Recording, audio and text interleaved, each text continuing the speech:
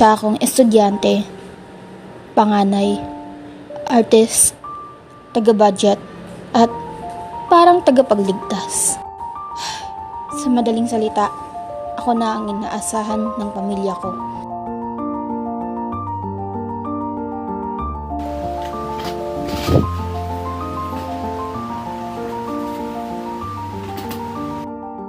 Mira!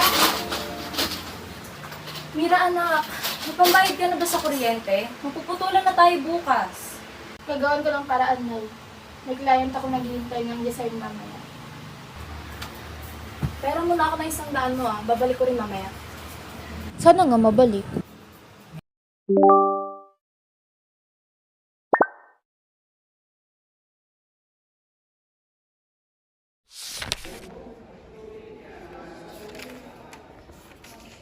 Uy Mira, graduation ball next month sama ka. Hindi ko sure. May budget eh. Sayang ka girl, one night lang yun. Malay mo, may Prince Charming. O kaya client, looking for creative loyal girlfriend with Canva Premium.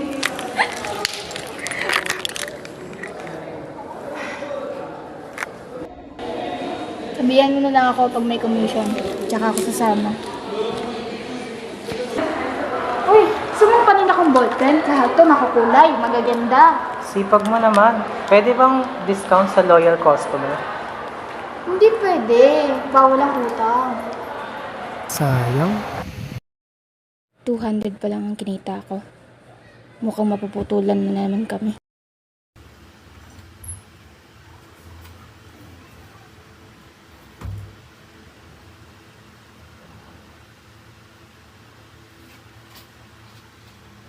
Ha?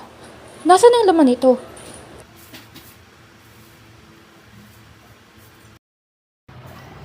Ma! Anong kailangan nito? Oh. Ma, nasaan yung laman ang lunch ko? Eh anak, pasensya ka na. Ginamit namin. Nagkasakit si Ella kagabi. Ma naman, pang-enroll ko yun eh. Anak, baka pwede huminto ka muna sa pag-aaral. Makakatulong ka pa. At ang natatakot, luhang nakabalot, puso'y napapagod, isip ay umiikot sa imaheng nais kong matuntun. Meron pa kayang hangganan?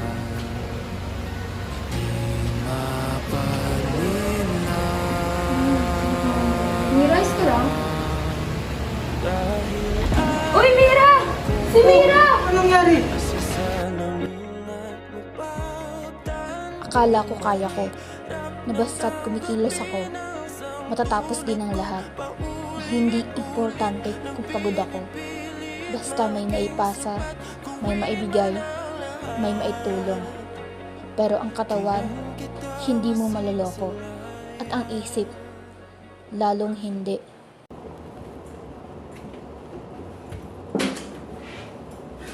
Anak, kailangan mo magpahinga. Hindi biro ang stress mo. Hindi pa po pwede, Dok. May deadline pa po ako mamaya.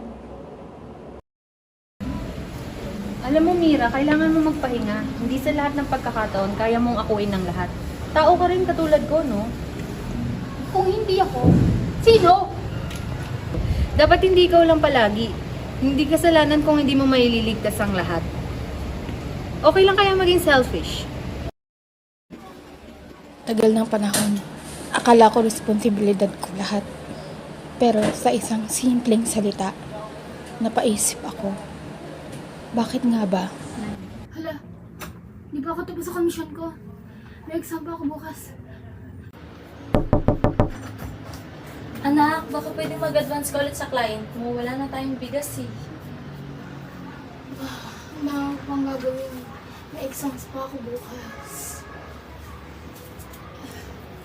Ma, pagod na ako. Ano mo sabihin pagod ka na? Pagod na ako. Marami pa akong gagawin. Marami pang nakaambang mga artworks. Papahinga muna ako. Pasensya ka na anak. Hindi ko na kaya ako yung lahat. Hindi ako isang bangko. Isa akong tao. May damdamin, may pagod, at may pangarap na karapat-dapat abutin. Hindi ako nilikha para lamang maging sandalan ng lahat habang ako'y unti-unting nauubos. Gusto kong makalaya mula sa sistemang ito, sa pananaw na ako'y laging kailangang maging matatag kahit nawasak na sa loob. Gusto kong makaalpas sa pag-iisip na ang halaga ko'y nasusukat lang sa kung gaano karami ang naibibigay ko sa iba. Panahon na para piliin ko rin ang sarili ko.